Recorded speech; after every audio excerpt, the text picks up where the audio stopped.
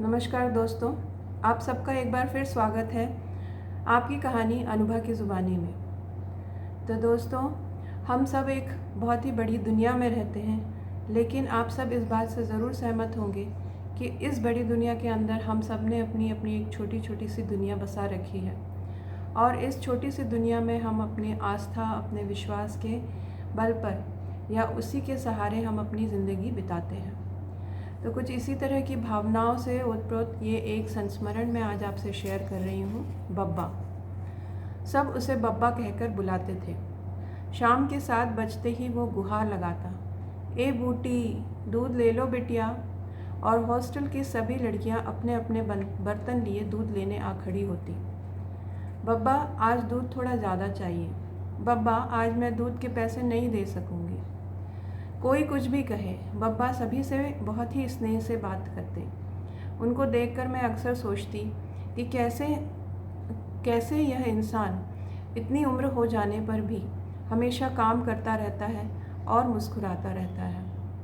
झुर्रियों से भरा चेहरा, सफ़ेद बाल और सफ़ेद खिचड़ी दाढ़ी और होठों पर एक चिर परिचित मुस्कान, यही पहचान थी बब्बा की। अचानक एक दिन बब्बा दूध लेकर नहीं आया। तो अभी तक कभी ऐसा हुआ नहीं था कि जब शाम को 7 बजे बब्बा की आवाज़ ना सुनी हो। उस आवाज़ की कमी को मैंने बहुत शिद्दत से महसूस किया और 2-3 दिनों तक वह जब नहीं आया तो मुझे एक बेचैनी सी होने लगी। अचानक एक दिन मैं जब हॉस्टल वार्डन के घर से अपने घर फ़ोन लगाने गई, तब मैंने वहाँ बब्बा को मैडम से गिड़गिड़ाते हुए देखा।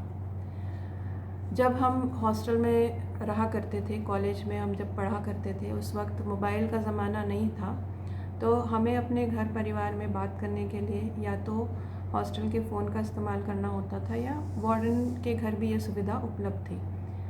तो मैं जब वार्डन के घर से फ़ोन लगाने के लिए गई थी, उस समय मैंने बब्बा को मैडम से गिड़गिड़ाते हुए देखा। मैडम, आप ही कुछ पता लगाइए ना, बबुआ जाने कहाँ चला गया। पिछले 3 दिनों से उसकी कोई खोज खबर नहीं है। घर से निकला था स्कूल जाने के लिए, लेकिन वह अब तक नहीं लौटा है। बब्बा के चेहरे पर दीनता के भाव थे, आंखों में नमी थी, आवाज़ में कंपन। मैं बब्बा के इस रूप को देखकर अंदर तक सिहर गई। उम्र को उन्होंने झुठला दिया था, पर ज़िंदगी की इस मार के आगे उनने घुटने टेक दिए थे। मैं मैडम के घर से फ़ोन करके वापस हॉस्टल आ गई, लेकिन मन में प्रश्न उठते रहे कि बब्बा का बेटा आखिर कहाँ गया होगा। कुछ हो तो नहीं गया उसे। हॉस्टल में अपने सीनियर से मालूम हुआ कि बब्बा का एक ही बेटा था। बेटा बहू दोनों एक एक्सीडेंट में मारे गए थे और बबुआ उनके उस बेटे की एकमात्र निशानी थी। वही एकमात्र उनका सहारा था और बब्बा उसी के लिए जी रहा था। आज अचानक उनका यह 15 साल का सपना न जाने कहाँ बिखर गया। कैसे ढूंढे उसे, कहाँ तलाश करें। मेरे मन में बहुत छटपटाहट थी और कुछ न कर पाने के कारण अपने अंदर एक खोखलापन महसूस कर रही थी। इसी तरह जीवन बीतता गया। करीब 5-6 साल गुजर गए। अचानक खबर मिली कि बब्बा का बबुआ वापस आ गया है। मुझे बेहद खुशी हुई।